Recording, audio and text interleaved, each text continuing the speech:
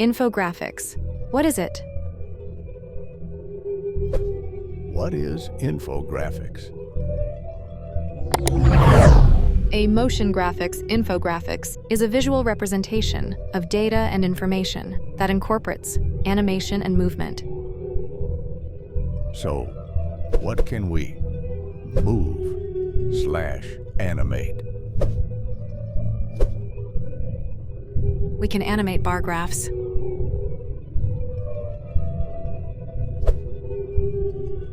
We can animate pie charts.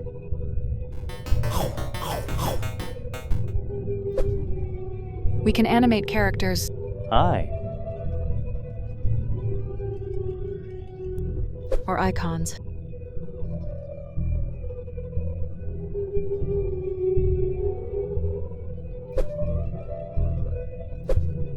But how to do it? Very simple. Subscribe to AB 3D VFX. And just follow along with the YouTube tutorial.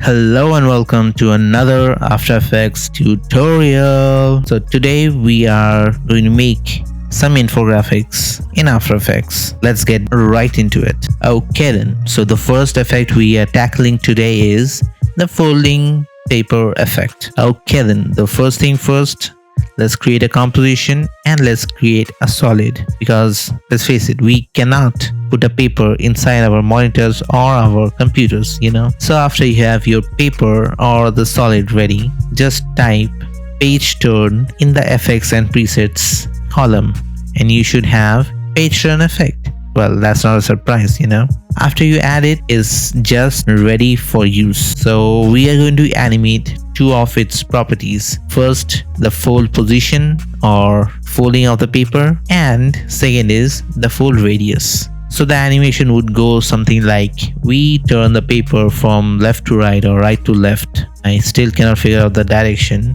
Sorry, I'm pretty much directionally challenged. I'm gonna cut this part, so I'm gonna ramble on for a bit. Okay then, okay. So first thing first is move the control point or the anchor point or the center point of the fold position away from the main composition, because you might leave it there and might ruin your effect. So after that, after you have successfully evaded the problem, let's animate it. Now it comes from right to left, then left to top, then top to right, and so on and so forth. So how are we going to do multiple stacking of the same effect? The best way to do is to create pre-comp after adding the first time. So let's see how we do it. First thing first, we have the solid, we added the effect and we animated along with the time. Now similarly we'll do the second. Now second one would start at the bottom and go to the top. So we figure out the timing and this thing. Now one thing I'm constantly adjusting here is the light direction. You don't need to add a keyframe there because we don't want a flickering light. So first thing is animate the fold position, the second part is fold radius, and the third part is see if we are getting a good highlight on the page that is 3D. So now repeat and rinse and repeat so that we have something cool to watch. Now after you have done it, you should have something like this. Now here for the example, I've added two distinct colors for the front and the back. You can leave it at the same color or anything, any text, any movie clip, anything, any image, and just back opacity, make it 100%. That's the only thing you need to do. Now you got to be careful where you add the keyframes. You got to calculate how many frames you want your keyframes to be apart for a smoother animation, basically. So after you have added it, we should have something like this. Now we get the final result. Here it is, and just follow along with the tutorial getting folded in various pieces. So fun fact, we can only fold a paper 7 times, no more than 7 times. It is not just possible. If you can fold it more than 7 times, please send a proof. I don't believe you. let me give you a challenge. So in real world, we can fold a paper only 7 times. Now the challenge is, if you cannot fold a paper more than 7 times, you have to subscribe to this channel and comment, "I did it and I got it." Okay then. For the second effect, we are tackling the clickmaster effect, the mouse click. So you have seen it way too many times in my channel that I use that clicky thing, clicky effect. I love it. Button clicks. I am obsessed with clicking buttons. If I see a button, I have to just go and click it. Okay, if you like buttons too, click it. And the best button to click on YouTube is the subscribe button to my channel. Okay then, so to make a button click, we first need to make the button. Now I'm opting for a circular button, but in the video we have a subscribe button and it changes colors and all that. Okay, so to make the button, we need to make the button actually. So take a circle. Now we are going to decorate it and have some text on it so that it looks nice. Now after you have made the button, you need a mouse pointer. Now how to make the mouse pointer now is quite easy. Download a PNG from the internet. Okay, so after you've stacked all the things, like I have a button, then I have 2 text layers, the yes and yes, crisscross yes, I guess. So after I have made the graphic to be animated, now I want a way to animate this without animating every single layer individually. So we are going to create a null object. Now what a null object is, it's empty or a layer that is not visible in your final render, and it can control all the other layers. So let me create a null. How to create the null? Right click on your layers tab and you might get a glimpse of null. So null would be this red box thingy, So after I have that, I'm going to animate the null, this thing. Now how to make the click effect? To make the click effect is as simple as scaling rapidly, the original scale versus a lower scale, then back to original in a quick succession. 100, 50, 100 maybe. Or in my case, well, it was similar. I guess it would be different for your graphic because you may have a bigger graphic to work with. I had a pretty tiny button, You know where to find good buttons? YouTube. You can make anything into a button with this principle. Okay, just scaling them rapidly. When the click happens at the midpoint, it should be small. And how do you make it move backwards in the screen in 3D space is by just scaling it, And one more thing to enhance the effect of the button click is you can add a shadow and you can animate that too with the button as well. So after we have done animating it, it should look something like this. Now I'm moving the cursor in a zigzag pattern. It's pretty easy to do. Move it straight and you would see some Bezier curves appearing. Now pull them apart and you should have a zigzag cursor movement. Now here is your final effect. And it starts spinning. How to spin it? Well, easy. Just spin the null because everything is connected to the null.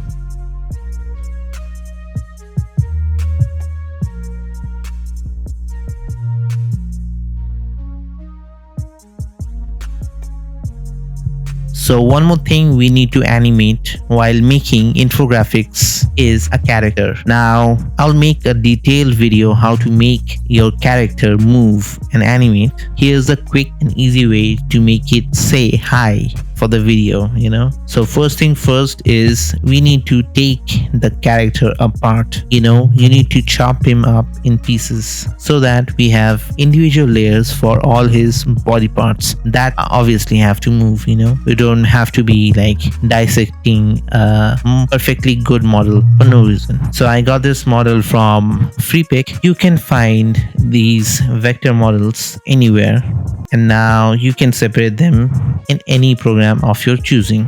After you have separated all the layers, we are going to bring it back to After Effects and we can start arranging them in a way so that they move better and they animate. Okay then. I say okay then way too many times. Let's have a counter on the screen and see how many times I say okay then. So let's get back. Okay then. So to make every joint feel like natural joints, we need to have some kind of overlap between them. So the character is designed in such a way it has overlap between all its parts.